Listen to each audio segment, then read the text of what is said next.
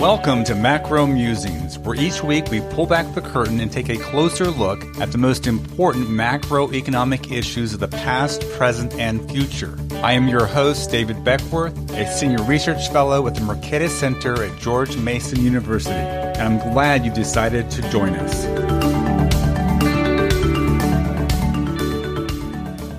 Our guest today is Veronique de Rugy. Veronique joins us to discuss fiscal policy and the path of our national debt in the U.S. economy.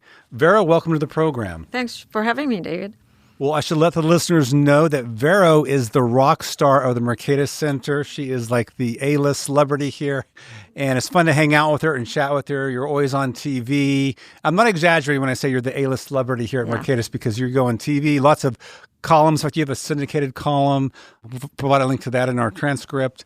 You do a lot of work. You're kind of like a master of many different topics. But today we're going to talk about... master of none. We're going to talk about fiscal policy because that is your wheelhouse. You've done a lot of work there. In fact, you've been doing this for many years. You are the think tanker of think tankers.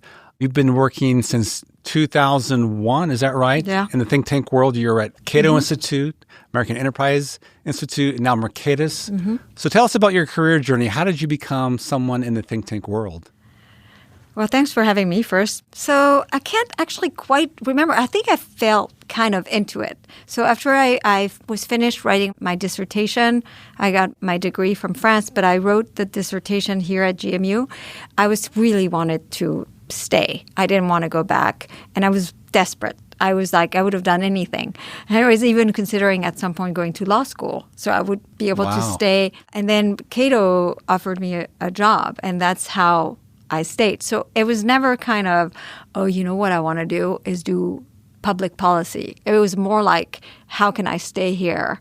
Yeah. And that was the way. And it turned out I really liked it. Now, I don't recommend the way I did it to most people because at the time my English was so-so. It was great to talk. I mean, I could talk, but writing was kind of brutal. Like, you know, we were talking 2 years of sending a copy to editors and having them rewrite the whole thing. Really? Or maybe not. I don't remember exactly the timing, but actually remember a lot of red ink. Especially I was at the Cato Institute with the great David Bose, who had demanded to like see everything I wrote, and it would come back, and he was editing me in red, and there was just a lot of red for a long time.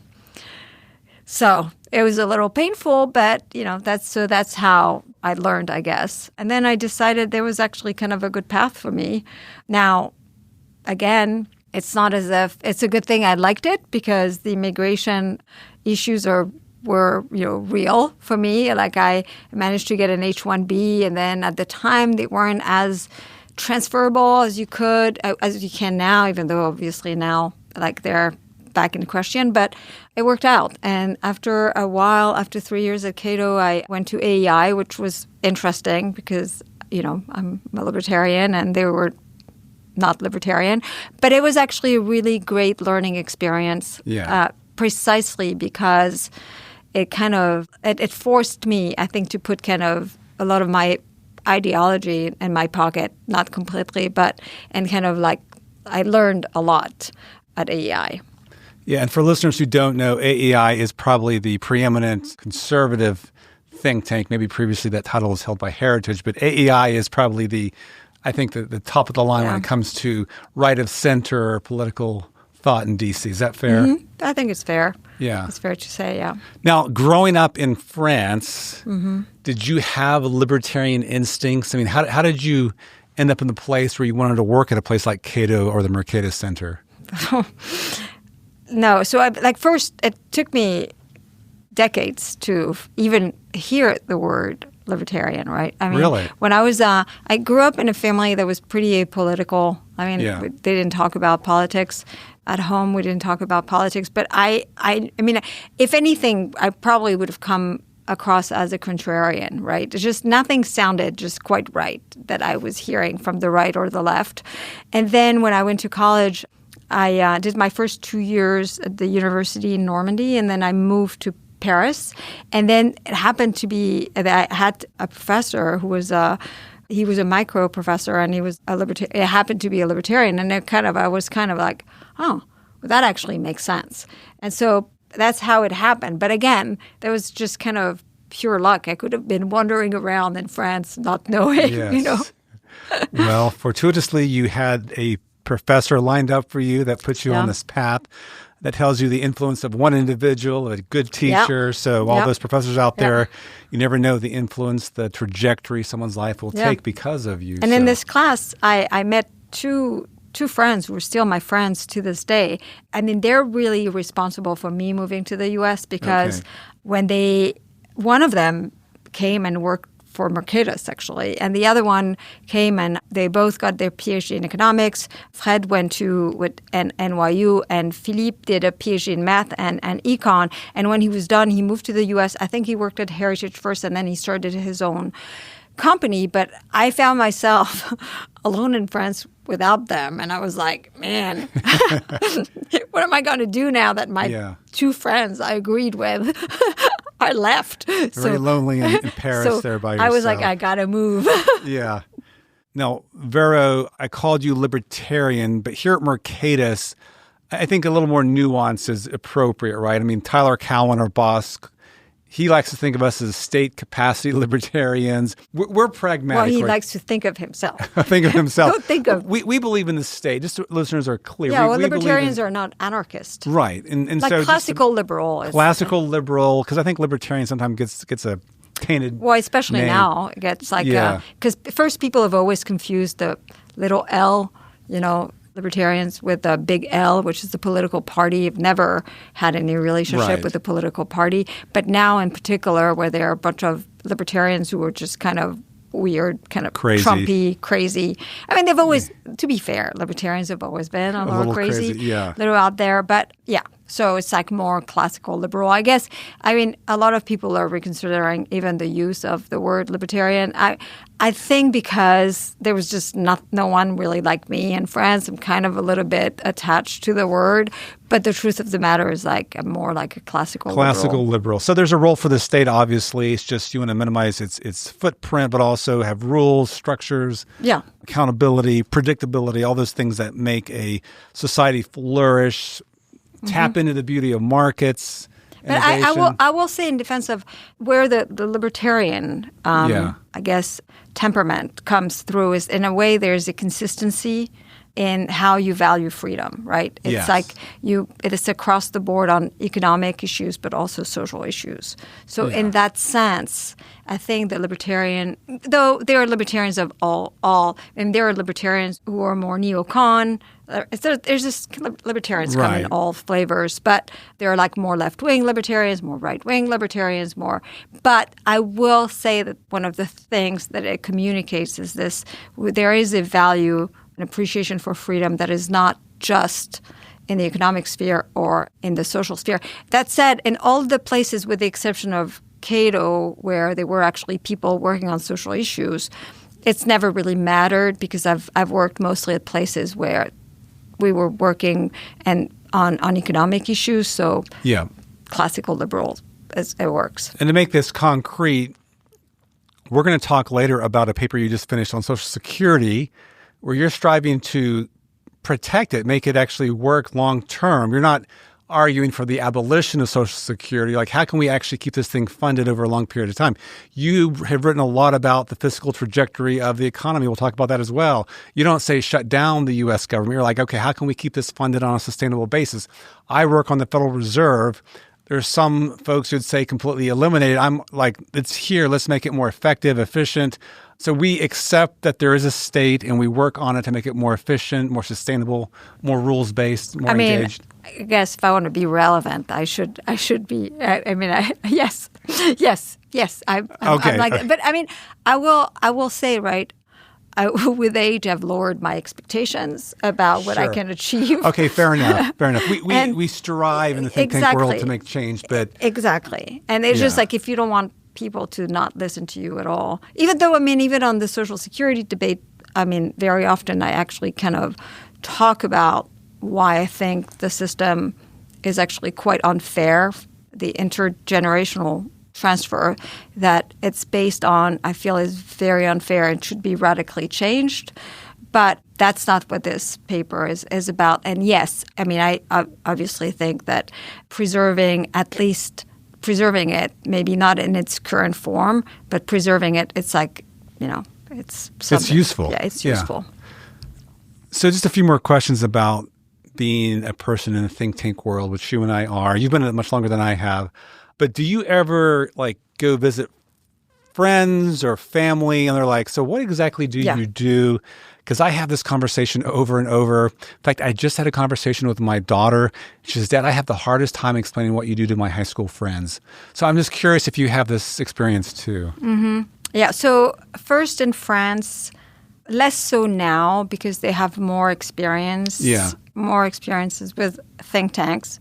But when I left, they just really, it wasn't something that existed much. And when they were actually usually government funded or university based research centers. So the concept was totally foreign to my family. And my daughters, obviously, they get it. They grew up with me around. Yeah. But friends that are not here in D.C. Because in D.C., people know, they know people who work at Brookings, AEI, Cato, whatever. They've been around. They've seen us walk around. But for friends who work, not at all in the, or not around here, sometimes they're like, I just don't understand what you do. Who pays you? I mean, it's always like... Yeah, how is your work funded, David? I get that question a lot. What do you mean people give money for you to write stuff? So, yeah, it's sometimes hard to communicate. Yeah, it's great to hear this. I've asked this question to some other folks I've had on the show, what it's like to be in a think tank world and to explain it. I will say this, I know you agree, we feel incredibly blessed to have these jobs. We get to sit and think and talk and write about issues that are near and dear to our hearts. We want to make the world a better place. We've been given a platform, and the Mercatus Center has been really good to me, to you, and it's been great to be a part of a national conversation. Mm-hmm. So I could have stayed an academic and been in my little world, but man, Mercatus has opened the door for me.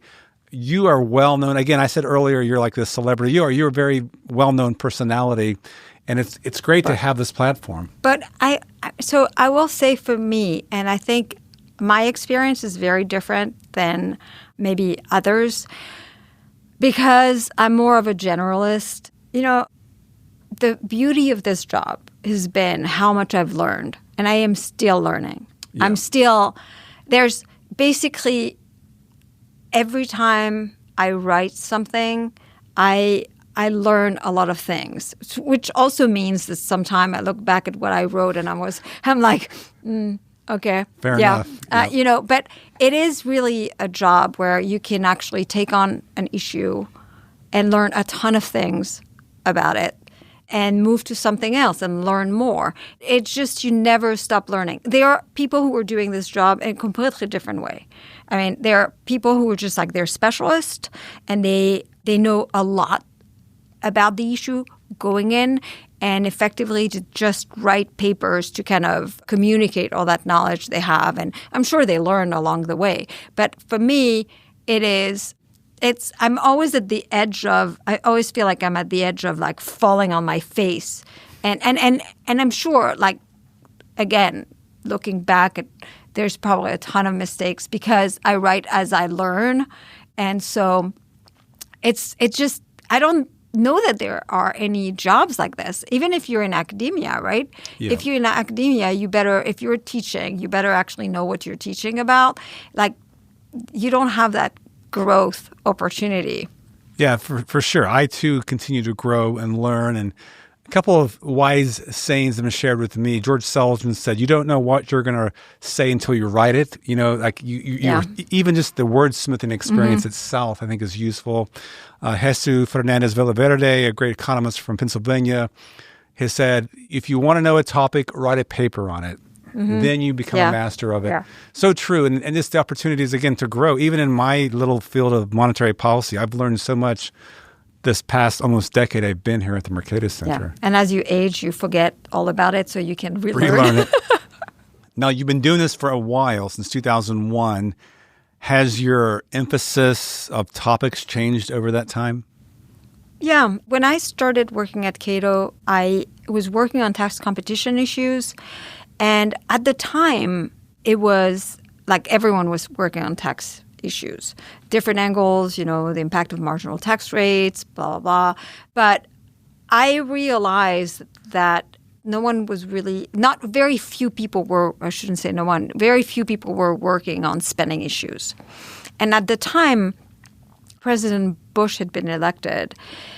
And it seemed to me that he was a big spender, right? I mean, and it wasn't just because 9/11 had triggered a lot of spending. It was just, he seemed like a big spender. So I started actually writing on spending issues. And of course, because we're in a town where most people are divided between Republicans and Democrats, right? Where everyone defend their team when they're in power and the other team attacks. And when you're kind of smacked in the middle, right? I don't really have a team, so I was attacking President Bush for being a big spender, and I thought, oh, this is actually quite fun. I've always liked being the one who's just saying things and oh, this is fun. And so I realized that Republicans in particular mostly wanted to talk about tax cuts. And, I want small government, so I like tax cuts. But tax cuts with big spending is not going to work. It doesn't work. And so I felt it was very, very important to be working on spending issues. So that's how I started working on this. So, and I've always kept that interest in spending. And, when I started working at Cato, federal spending was $1.8 trillion. It's $7 trillion now. And so obviously I haven't done my job really well. But so that's always been something I've been interested in. But another recurring theme over the years, I've worked a lot on government-granted privilege, cronyism. So I've actually studied a lot of these programs, whether it's, 1705 loan guaranteed program or the Export-Import Bank or others, farm subsidies. I'm very much against all of it.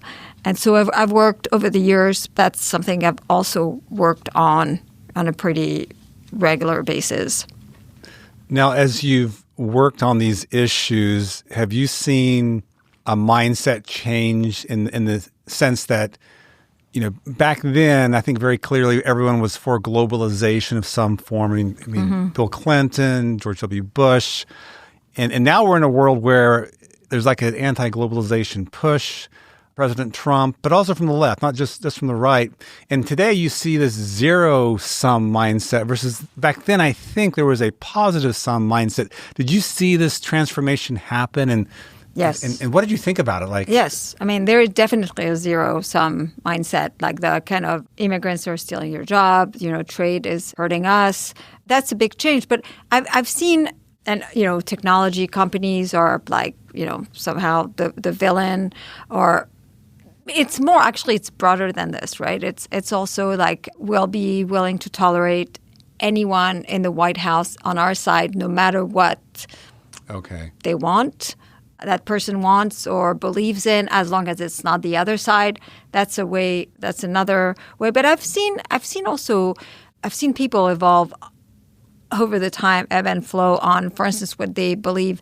There was Dick Cheney, was the vice president under President Bush, right? Said deficits don't matter. So there was this whole phase where people believed, the Republicans kind of were like, oh, deficits don't matter. And then the Tea Party revolt, where spending and deficits became kind of a big source of attention. Then 2018, 2019, early 2020, deficits and debt didn't matter again because interest rates were going to stay low forever.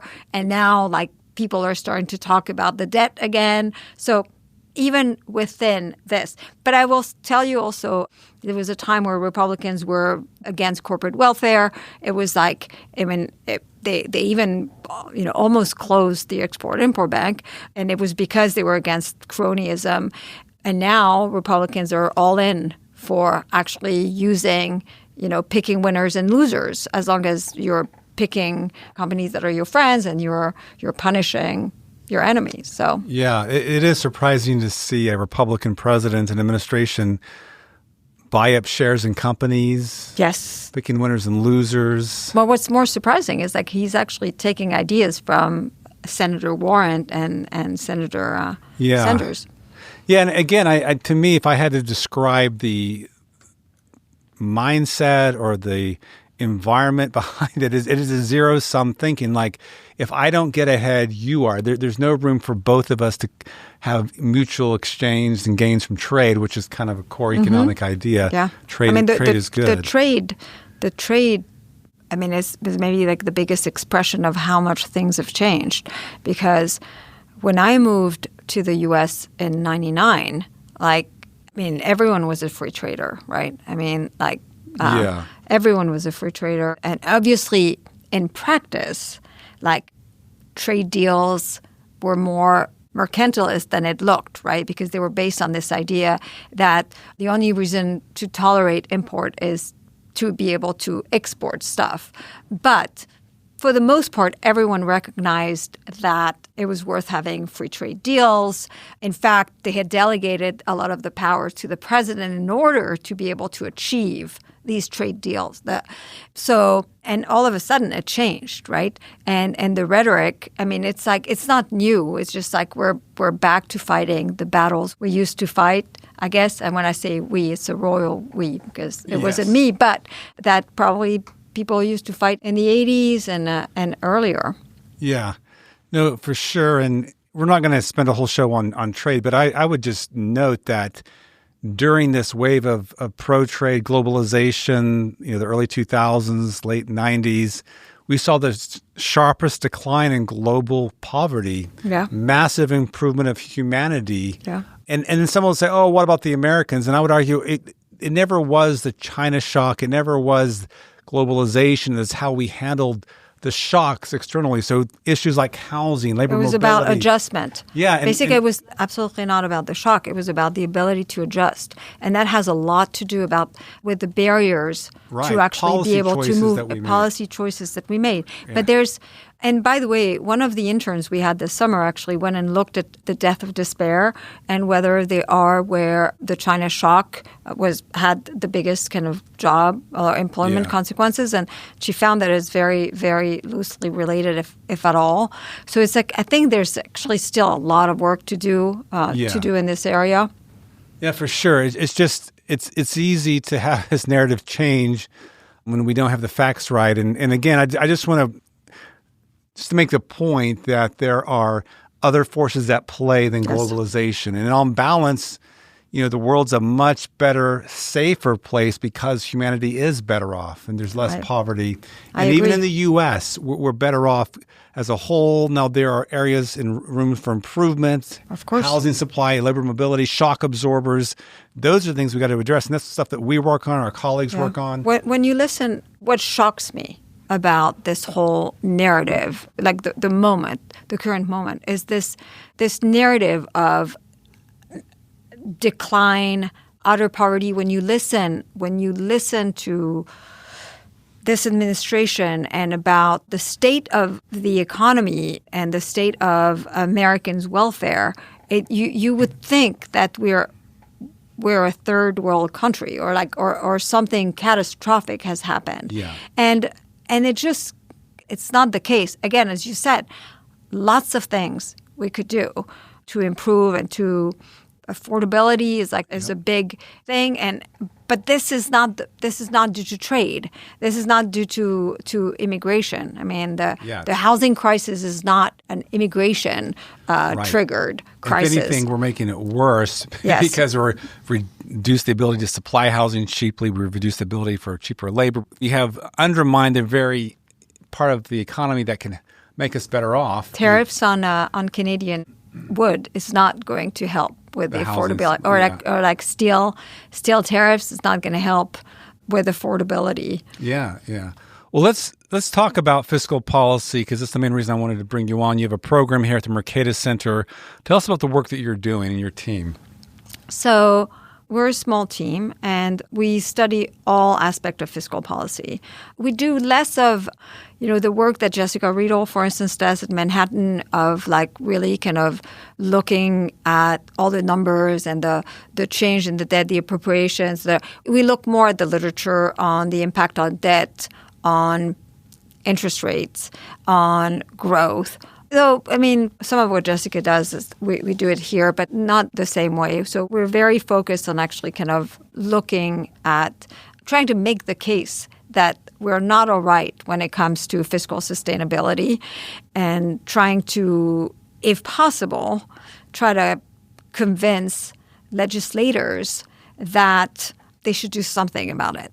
So, we're not getting very far these days, but, we're hopeful. Well, that's our job at a think tank is to inform and support really good policy.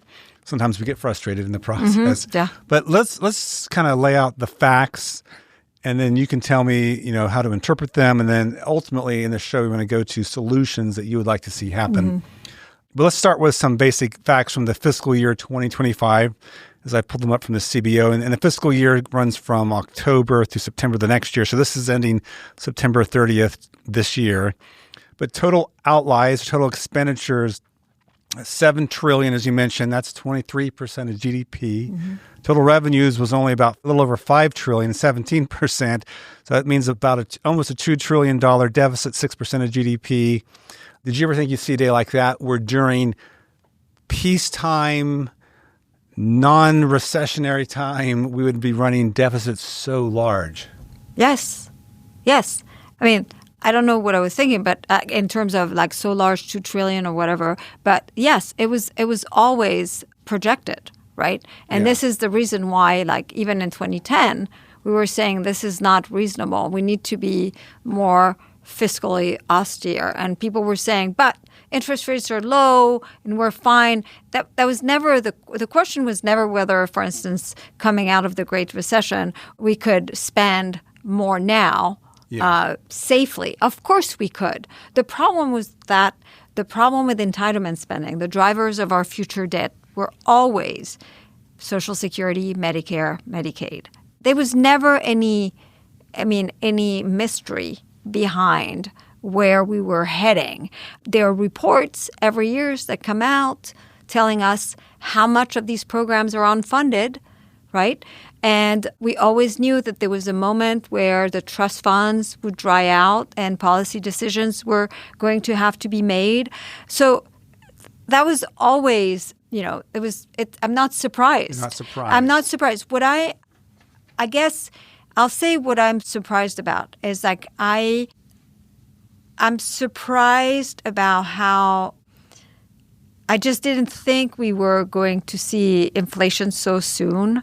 I was in 2019 when we were having these conversations about interest rates not going up again. I thought it was very unwise, but I didn't think that 2021 would be the time where interest rates were starting to go up. Yeah. So, but no, I haven't been surprised because there was always, CBO, always projected that we always knew these programs were not funded. Yeah. Enough. I guess for me, I don't follow the fiscal projections like you do. So for you, no surprise. But for someone like me, a macroeconomist who focuses more on the business cycle, if you go back, for example, and look at the unemployment rate and the budget deficits, they're like a mirror image of each other for most of history up until the 90s, 80s or 90s. And then they start moving in the same direction. They're supposed to be countercyclical. We have unemployment. Yeah, okay, we run budget deficits. That's what. But during peace times, during non-recessionary times, we should be running surpluses to offset those years of deficit. We should be. And historically, we sort of did that, but we quit doing that, and that relationship breaks down. And I guess what's shocking to me is in a boom period. Literally, we were in a boom period after the pandemic. We ran $2 trillion deficits. It's we should be, if anything. Well, we can go even the first Trump years, right? The first Trump term. One of the things I was writing about all the time was that the economy is growing, wages are going up, and yet we're about to reach $1 trillion deficit. That's where we were when the pandemic hit. Yeah. It was like, this is crazy. It's peaceful. It's peace. But I mean, I can tell you, like, I remember when we were talking about an $87 billion appropriation during the Iraq War, going on TV and saying the entitlement crisis is coming. Why do you want to spend so much money without pruning the rest of the budget? Like trying way back in the day, already trying to say at some point, I mean, these programs are going to be a problem, and we need to plan for this. And it was always kind of understood of like, people like me are saying that, one more, like spending that money right now is going to lead us to a crisis right now. But it wasn't really ever what I think most people were saying. It was more like at some point you're going to have this big problem with spending and you should start preparing for it. Yeah. So some more on the projections. We're going to continue to run large, what they call primary budget deficits, so deficits before we make payments on interest. And they are going to be near 5 to 6% over the next decade. So roughly another $20 to $22 trillion will be added to our debt over this next decade on a very conservative estimate. Well, interest payment on the debt. Interest payment on the debt is going to get close to $2 trillion by the end of the decade. So, we're about $1 trillion now. Every year it's going to start growing up to $2 trillion. And it was roughly $200 billion 5 years ago. And it's becoming, by the end of the decade, if I remember correctly, it's going to become the biggest budget item. Yeah. In fact, going back to the fiscal year 2025, just to put this in context, so we mentioned total outlays, total expenditures for the federal government, $7 trillion. So we break that down. Entitlements, $4.28 trillion, roughly about 61%. Defense is just shy of $1 trillion. Non-defense discretionary, about another $1 trillion. And interest payments was about $1 trillion too. So right now, interest payments are about where national defense, and they're about to exceed it. And then they're also going to soon exceed non-defense discretionary. And let me ask this question, because when you have the two parties come at this problem, they'll at least say, yeah, it's a problem. But you usually hear two solutions, and I think they're inadequate, but I'm going to hear your response. So the progressives, sometimes that part of the Democratic Party will say, oh, the solution's so easy. We just got to tax the rich more, and that will take care. We'll close that deficit. Then on the right, they'll go after that $1 trillion in non-defense discretionary, cut SNAP payments a little bit more, cut this and that.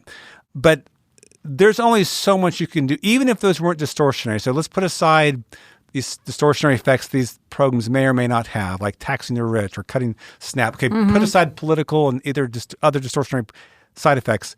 Even if you push those to the limit, could you still close the hole? No. No, you couldn't. I mean, like we already tax the rich. The U.S. has the most progressive income tax system, like already of all the OECD countries.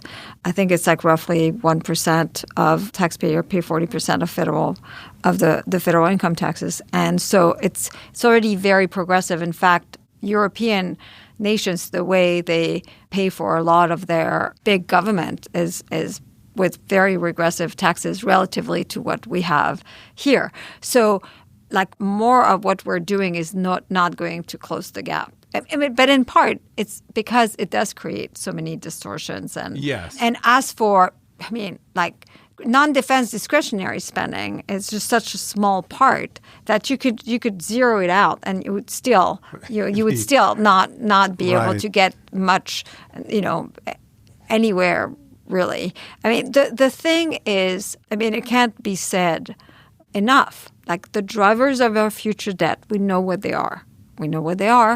They're Social Security, Medicare, and Medicaid, right? And interest payment on the debt. Yeah. And you're not going to stabilize the debt without reforming these programs. Yeah, so let me bring up Jessica Riddle, which you mentioned earlier. She's been on the podcast before, had a conversation somewhat like this one, and she's not very hopeful. We'll come to your solutions in a minute, but this is where she thinks we end up. She thinks we'll keep kicking this can down the road, and eventually something will break, something will happen, And instead of doing meaningful like spending reforms or entitlement reforms, we'll increase taxes, not on the rich, but on the middle class. She said, we'll become like Europe. We'll have some kind of, probably some value added tax. So in other words, we will look more like Europe in terms of you mentioned regressive taxes. Will be more middle class tax payments. But we won't be like Europeans because the benefits will still all flow to the elderly. In other words, entitlements will be similar, taxes will be higher, and that will be the fix. What do you think? I think that's a real possibility. Yeah. And it's worth saying that even like many European countries also suffer from the same problem, which is certainly for Medicare and Medicaid, right? Like a lot of our budget flows to seniors. And this is my real beef about these programs. It's like they made a lot of sense at the time where they were created. I mean, being old and not working meant very often for many people being poor, but this is not the case anymore. Seniors are overrepresented in the top income quintile, and these programs effectively what they are is like it's a massive transfer of wealth from the relatively young and poor to the relatively old and wealthy. It doesn't mean that some seniors are not poor or not dependent on these programs, but maintaining the structure of the program as it is, I think is wrong from a moral perspective. Yeah. And I would rather move to a needs-based program rather than maintain an age-based program. But Jessica is right? I mean, one thing that is going to happen because seniors vote, I guess, and there's just the political willingness to reform these programs has been long gone. I think the last time we seriously talked about it was when Chairman Ryan at the time was the House Budget Committee director, was putting out entitlement reforms plan and was getting, beaten up for it. I mean, no one wants to talk about this anymore. So at some point, they're going to say, well, let's tax more the middle class. To me, that's wrong. It's the wrong way to address this, in part because it doesn't address the inherent moral problem we have with that program. Effectively, you continue to tax the working class in order to transfer money to seniors who, again, many of them are well off. Another very real possibility is that they will do none of this and they will borrow. They will just borrow money, and that will be addressed with eventually inflation. Yeah. Will balance the debt in the way that politicians don't want to. So we can think of inflation as a tax, kind of a hidden tax. So one way or the other, the likely solution in the future is going to be a tax increase, whether it's middle class. Yeah. And just to be clear, we say middle class here because the middle class is the biggest tax base, so that's where you would go to get more tax revenue. Or you revert to some kind of inflation tax, or you permanently raise the trend inflation rate. Or we'll get both. We'll get some combination of both. Well, Jessica made this really fascinating point. She goes, well, at least in Europe, now this may be less true with Trump and cuts to NATO and stuff, but she said at least in Europe, some of those middle-class taxes that are higher than ours that they pay go to things like education or some other service that the middle class would get back. Where in the case of the U.S., she thinks it's all going to go straight back to the elderly and wealthy seniors. I mean, it's possible. I think like France, for instance, they too have a system where seniors are basically sitting on most of the wealth. Similar problems. Yeah, they have similar problems. But I guess, in France, enormous amount of the GDP is spent on welfare. So I guess from that perspective, Jessica's right. Either way, right? I don't want to become like Europe. Yeah. Right? I don't want to become like Europe. But one of the things that is absolutely correct is that if you're going to want to solve this problem on the revenue side, it is not going to be possible to do it on the back of rich people. It's just not going to be possible. Right. First, there's just not enough money there. The distortions are too big, and they're going to come up with a way that is going to affect the middle class. And even, European taxes are very regressive, and a VAT is very regressive. And it's not just the middle class. It's like everyone's affected. Yeah. So just to summarize, two myths we can put to bed. One, you cannot just tax the rich more. That's not going to close the deficit. Number two, you can't just nibble at more on the discretionary non-defense that the Republicans want to do. Those two myths are just, they're not there. You can't use them. I agree. I still think it is worth actually putting everything on the table for review and cuts.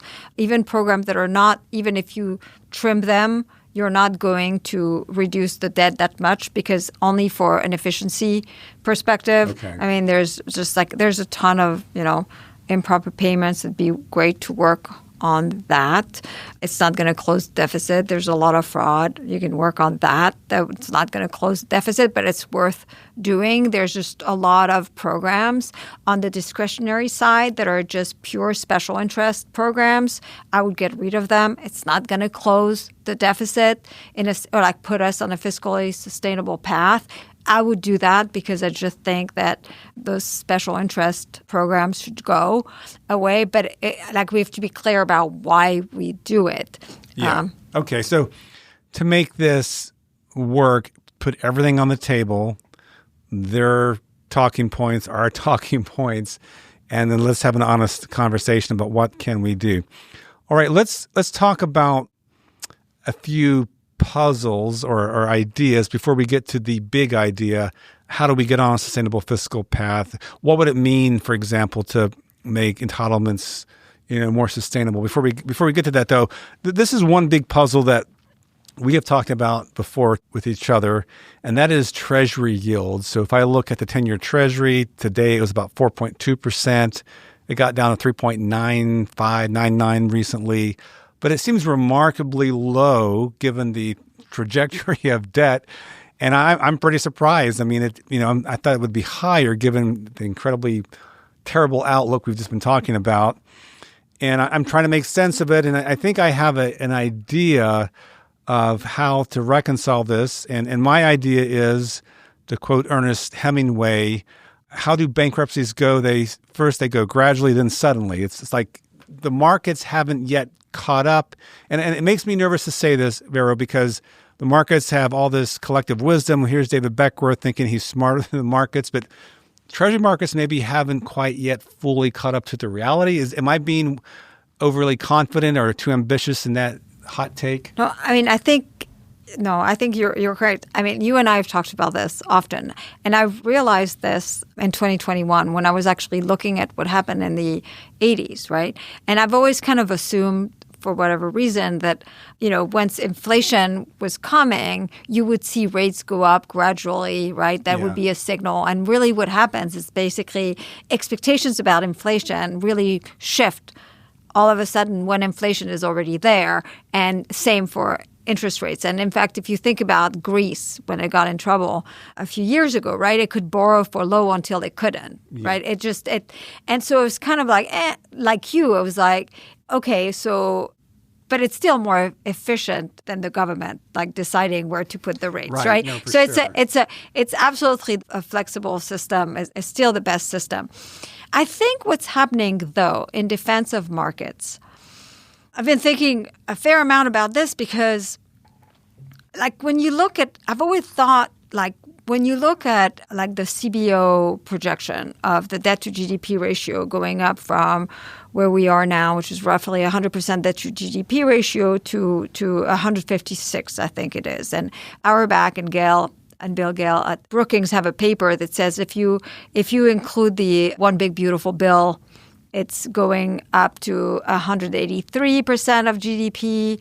And if you actually assume that the One Big Beautiful Bill is made permanent, it's more like 199%. And if you assume a more conservative impact of debt on interest rates, so 3 basis points as opposed to what the CBO does, you're at 230%. I was always thinking, okay, what are investors thinking, right? What are they thinking? Why don't they see this? I see it. I mean, what are they thinking? But I actually think that what's happening really is that ultimately they believe that this is not going to happen. They believe, and I don't think it's going to happen, maybe for different reasons, but this country, and they're not wrong to think it's not going to happen. this country has been on the brink. We've had many fiscal cliffs. We've had shutdowns. We've had debt ceiling fights, right? And ultimately, even if it's at the last minute, they always come up with a solution. Social Security was at the brink of bankruptcy back in the 80s, right? And yet they came up, the Social Security Commission in 1983 came up with a big bipartisan solution. And basically, I think it was responsible for actually a great amount of fiscal primary surpluses, which could probably contributed to a low inflation for a long time in a way that we may not recognize enough. But that's just kind of a side point. And so they're probably thinking, they'll figure out something. That's what I'm thinking, right? Yeah. And so far, they've been right. It may not be the something, may not be the 83 Social Security Commission decisions may not have been structured like I would have liked it, but in the end, it did the job, right?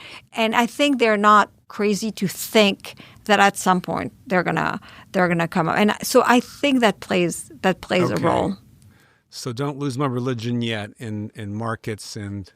Well, but what I think it happens like kind of almost overnight when they're kind of like they're gonna do something and then they're like they're not doing anything. And so when we get to a place where markets will reevaluate, and if they do believe that nothing good is going to happen in the future, there's not going to be meaningful questions raised and addressed, they will adjust and we'll see a sharp increase in interest rates. Yes, I think okay.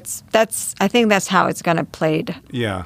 So I said I had this one saying here, bankrupts happen gradually, then suddenly. Another great line, I believe, comes from Keynes: the market can stay irrational longer than you can stay solvent. So maybe that applies here as well. Well, let's move from discussing kind of the facts, the projections. And by the way, in the 80s, right? I mean, interest rates stayed high much longer after inflation had actually already gone down. So they were kind of like full us one, but we're going to be cautious. You need to earn our trust again, right? So they were kind of late at kind of reacting, but once they were there, it also takes a while to regain their trust. Now, Vera, if you had started the think tank world just a few years earlier, say 1999, we were actually running budget surpluses then. I wonder what your worldview would have been like then if you had lived through that moment. And I lived through that moment because I was already in the country. And I was like, wow, I'm glad I moved to this country. In a few years, it changes. Yeah. So sometimes I wonder, I was like, I know correlation is not causation, but here I am. Yeah, I arrived, the country runs a surplus, and now the entire time I've been there, it's been downhill. Well, what's amazing about that time is the Federal Reserve, on its balance sheet, it has to have assets to offset its liabilities. So whenever it issues, bank reserves or currency, needs to have an asset. Well, the assets traditionally are treasury bills or treasury securities. Well, the Fed was actually worried they wouldn't have those assets to have on the asset side. So they actually had like a little study group, and they came up with a solution being they would have to get more discount window loans. That would be the asset. And part of that idea later was used in 2008, the term auction facility. They would actually auction off funds to banks, so bank loans. So it was interesting that even the Fed was worried about these budget surpluses going on for a long time. They didn't stay anxious very long. They didn't. Luckily, that was not a problem for them. They were able to get all the treasuries they ever needed and then some. All right, let's transition into a paper of yours. And this paper builds on previous work that you've done. In fact, you had a 2011 paper with Robert Vero on fiscal multipliers. You also had a 2013 paper on fiscal adjustments with Alberto Alesina. And in all of this work, you're looking at what can actually be accomplished with fiscal reform and what's the best way to do fiscal policy moving forward. And you have a 2020 paper with our colleague Jack Selman, and this paper is titled Flattening the Debt Curve, Empirical Lessons for Fiscal Consolidation. We'll provide a link to that in the transcript. But what is the big takeaway from this paper in terms of this conversation? What should we think about moving forward if we do want to reform entitlements and other fiscal issues? See, if I remember correctly, when we wrote this paper, it was really at the time where everyone was saying, the debt doesn't matter. Interest rates are always going to be low. As long as interest rates are lower than growth rate, we're going to be fine. And part of what we do in this paper is saying, well, there's a lot of caveat in this paper, right, and in the Blanchard paper, which in part is saying it's a one-time increase in the debt. And yes, if you then never if you always have primary surpluses after this one-time increase of the debt and interest rates are lower than the growth rate, yes, sure, debt to GDP ratio go down. But this is not the situation in which we are now or ever will be, or this is not the situation in which Europeans are either.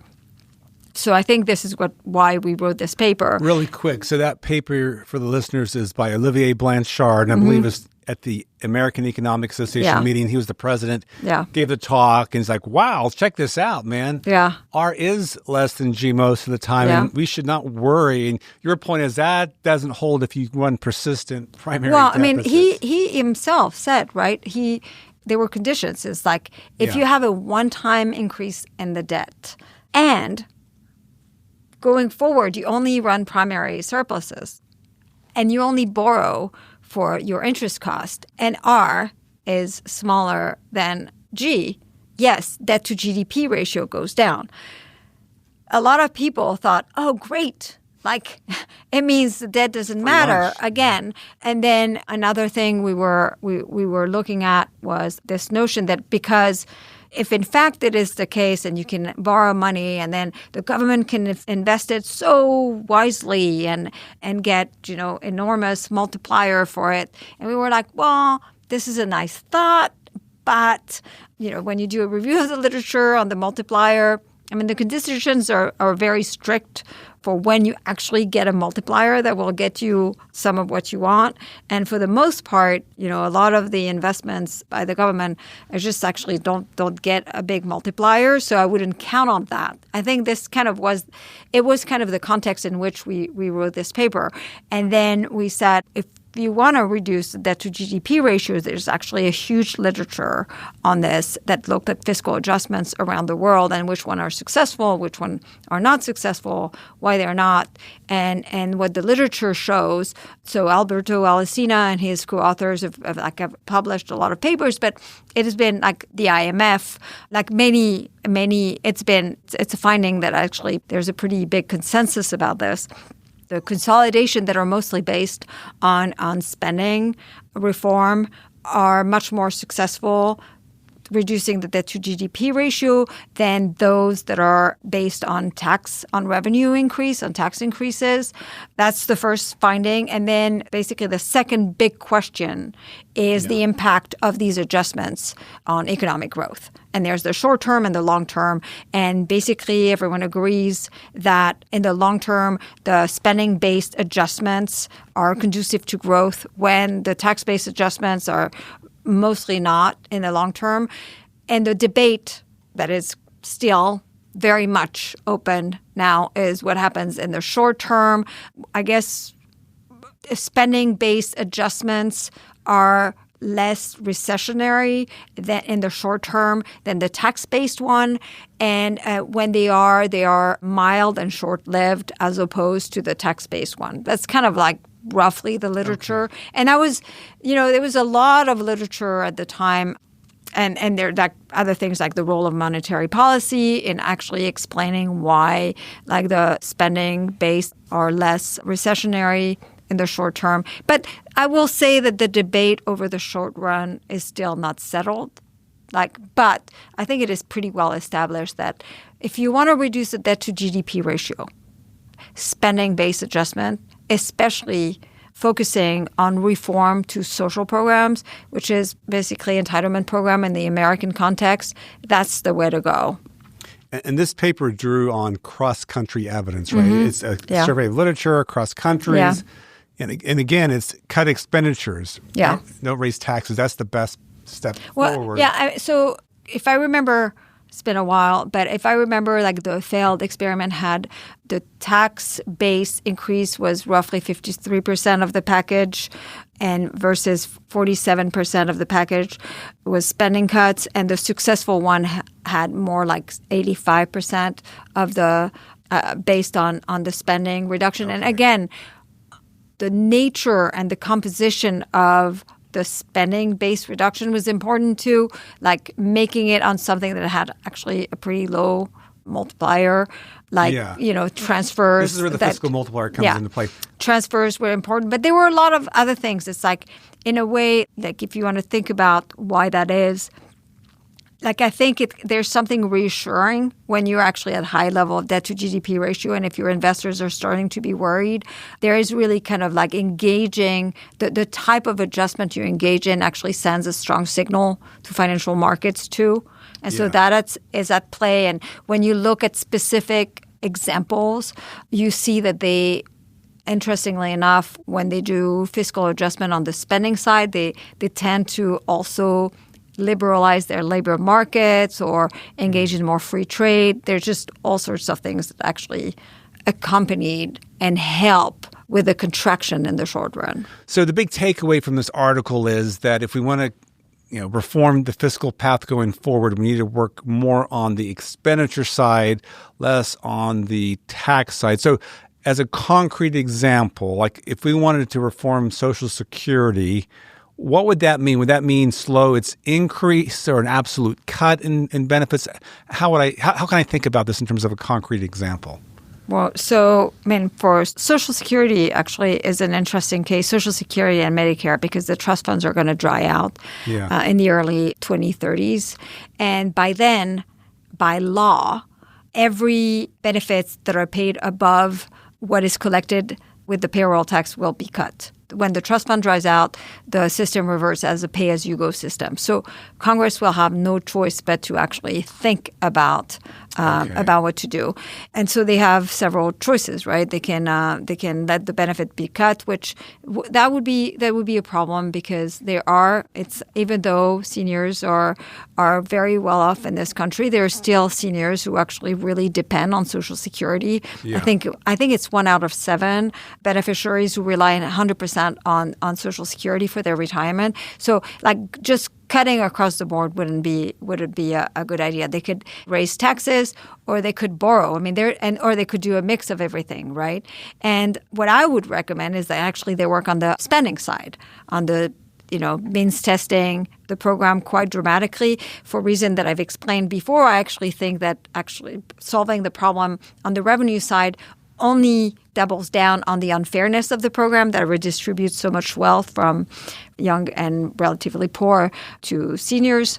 But my big fear is that they are going to actually just decide to kick the can down the road and just borrow the whole thing, and that, in my opinion, would be a mistake. And in part, I think it'd be a mistake because I think people when you look at CBO projections, right, and you see the debt going up, like those numbers we've talked about, like 183%, 230% of debt to GDP ratio. Actually, these projections to me are not going to happen because I think inflation will kick in way before. These projections assume that actually investors keep lending and lending and lending and lending. Right. And I actually think that the moment the trust fund dries out, the investors are going to get a very clear signal with the reforms that are put in place about what Congress is planning on doing.